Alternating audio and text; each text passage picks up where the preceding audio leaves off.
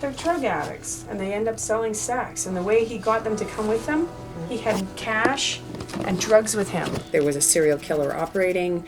The police wouldn't say that these women were missing, and they didn't want to ever investigate them as unsolved murders. It took them from 1997 to 2001 to actually arrest him. What's coming out in the trial now is that the police knew his name. They had witnesses saying that they had seen women go there, and they wouldn't act on it. They wouldn't put a warning out to the women, and they wouldn't go and arrest him or get a search warrant. The police never solved the crime. It was solved by this girl's stepmother.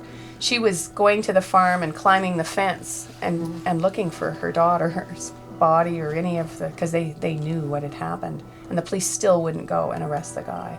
One woman escaped in 1997. She was naked with a handcuff on one hand. She ran to the highway, and someone stopped their car and drove her to emergency. And he was taken to emergency as well because he was injured. And they were in rooms next to each other, and they took the handcuff key out of his pocket and took the handcuff off her wrist. And they charged him, and they let him go. They stayed the charges and did not follow through with a charge, because she's a drug user. She's, unreliable witness. And he said to an undercover police officer that he had killed 49 women.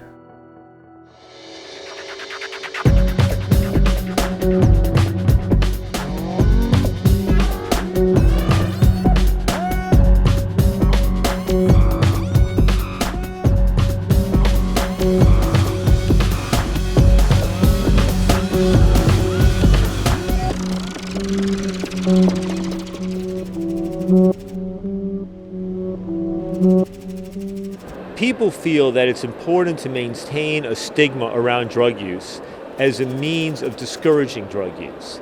And there may be some truth to that.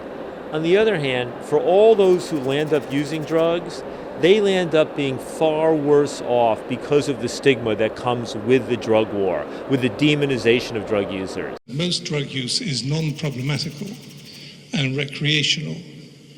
Most drug users are not patients.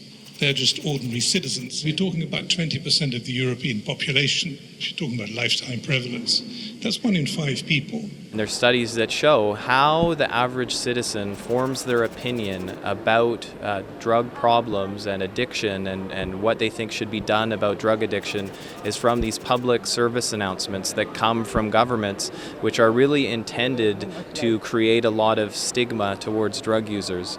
And that's what allows governments to get elected, promising these tough love approaches to deal with drugs, despite the fact that at the end of the day, it just wastes taxpayers' dollars and leads to more suffering. There are far more people that use drugs that look very different than what's depicted on TV. I did meth for the first time. Now, all I do is meth. All I do is meth. You did it. Oh, this is yours. We're gonna be shooting up together. We're gonna steal together. Sleeping together. Don't do it.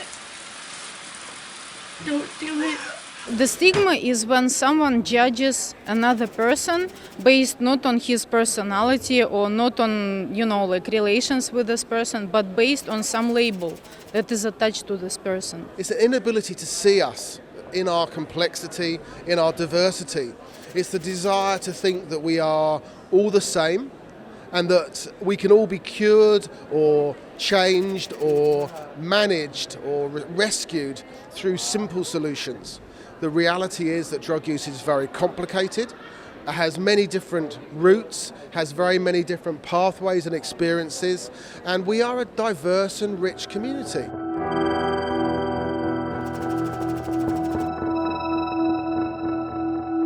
Drug-related stigma, justifies the shooting of us down in the streets by the police. And it shows up as fear.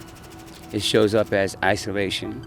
It shows up as, shame, and silence, and neglect. And as a result, people are not coming out, with what they need because they're hiding.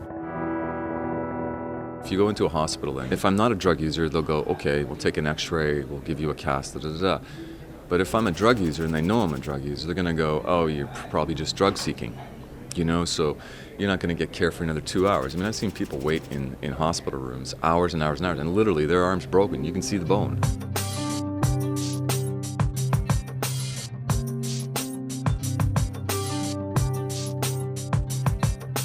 United States, the first drug prohibition laws with opium were about Chinese, with cocaine were about blacks, with marijuana were about Mexican Americans. If you look in China, Australia, Canada, anti-Chinese sentiment. So these fears have always played a role. The impact of the war on drugs tends to be felt most keenly amongst already marginalized and vulnerable groups, because they tend to be the ones who are on the receiving end of enforcement efforts. For police, they're rewarded for the number of arrests they make, and so they go to the places where it's easier to make an arrest, where drug consumption is more likely to occur in a public setting, and where you can find drug users a little bit easier.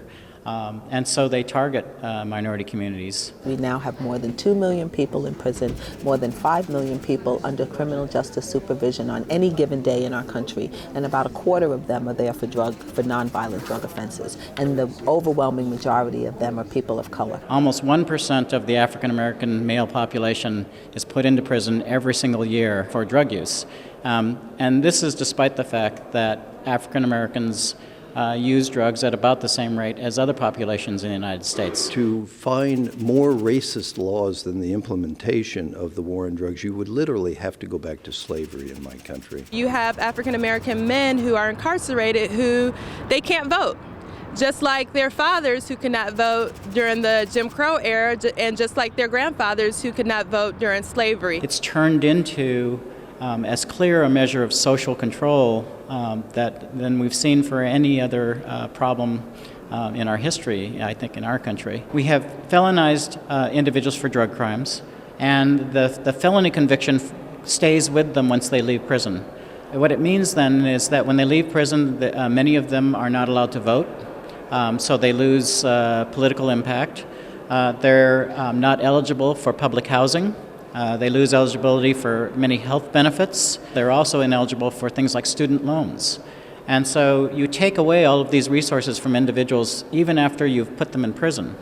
And they come back to their communities and they have no way of contributing to society. They have no way of becoming members of society. There's now, of course, a change. One sees it with the leaders of the international AIDS field calling for the decriminalization of drugs and the destigmatization of drug use. You should be able to basically live your life as you deem necessary for yourself. I mean, we have to have respect and consideration for each other as human beings. We have to show humility and humanity. We have to live on the planet together.